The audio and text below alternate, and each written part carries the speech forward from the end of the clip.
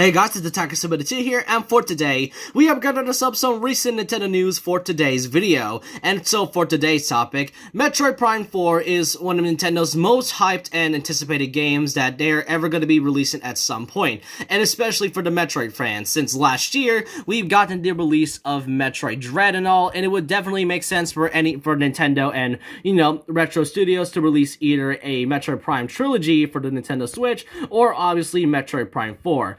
The real issue about that upcoming entry to the Metroid 3D series is the fact of its development. Now, the reason I mention that is because this game has been going through a lot of things recently. Now, yes, it definitely makes sense, but there were games that has not gotten any sort of information, like Bayonetta 3 or Breath of the Wild 2, but at least those games got more information. Metroid Prime 4 hasn't gotten anything new for quite a while. You see, back in 2017, it was announced at E3 as the next installment to the Metroid Prime series, but then, as the years gone by, they haven't given anything new about this upcoming entry. They didn't even show it at E3 2018 or any of their upcoming Nintendo Directs. They didn't really show anything at all. Until at around January of 2019, it was announced that Metroid Prime 4 and its entire project was actually restarted and handed to another studio, who is actually the same exact studio that develops the modern Donkey Kong Country games, and obviously the Metroid Prime series, being Retro Studios. And since then, there hasn't been anything new since 2019, and many fans have been waiting and hoping for any new info, but the question is, will we ever see Metroid Prime 4 at all? Well, I feel like Twitter might have something to say about that.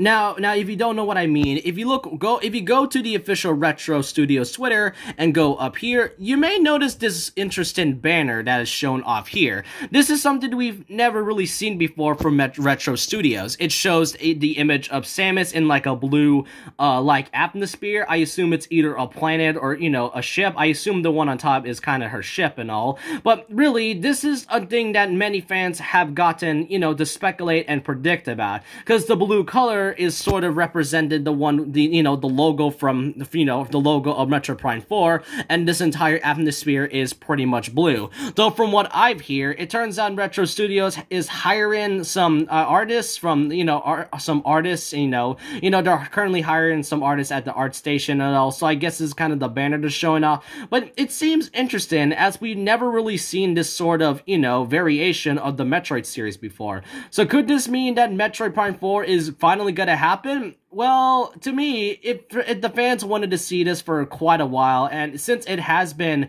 since it has been over 3 years since the restart, and we haven't gotten any information about it, I can actually see it happening, but we'll just have to wait and see until maybe this year's E3 at some point.